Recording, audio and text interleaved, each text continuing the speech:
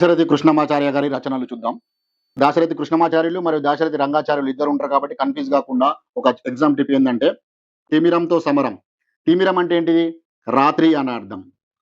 రాత్రి ఏ రంగులో ఉంటుంది? నలుపు రంగులో. నలుపు రంగు అంటే కృష్ణుడి రంగు. అంటే తిమిరం అని వచ్చిందంటే కృష్ణమాచార్యులు, తిమిరం రాత్రి, కృష్ణుడు అని గుర్తుపెట్టుకోవాలి. అదే విధంగా ఈ రాత్రి సమయంలో చలికాలం రాత్రిపూట సమయంలో ఏం చేస్తాం? అగ్గి పెట్టుకొని చలిగాగుతాం. కాబట్టి అగ్నిధార అని కూడా గుర్తుపెట్టుకోవచ్చు. రాత్రి అనే సమయంలో అగ్నిధార అని కూడా గుర్తుపెట్టుకోవచ్చు. ఇది కూడా ఎవరు రాశారు? దాశరథి కృష్ణమాచార్యులు. ఈ మిగతా వీటిలను ఒక వరుస క్రమంలో ఇలా రాసుకున్నట్టయితే గుర్తుపెట్టుకోవడానికి చాలా ఈజీగా ఉంటుంది. మీకు ట్రిక్ చెప్తాను. మహాశిల్పి జక్కన్న. జక్కన్న అంటే ఎవరినంటాం మనం? రాజమౌళి. అంతేనా? అయితే రాజమౌళి ఏం చేసిండట? రుద్రవీణ పట్టుకున్నాడు. రుద్రవీణ పట్టుకొని ఏం పాడిండు? గాలిబ్ గీతాలు పాడిండు. గాలిబ్ గీతాలు పాడితే అక్కడ ఉన్న ప్రేక్షకులు ఏం చేసిర్రు? ఆయనకు కవితా పుష్పకం ఇచ్చిర్రు, అంటే ఒక పువ్వు ఇచ్చిండ్రు. అప్పుడు ఏం చేసిండ్రు? ఆ ప్రోగ్రామ్ అంతా సక్సెస్ అయింది కాబట్టి అమృతాభిషేకం కురిపించిండ్రు అని.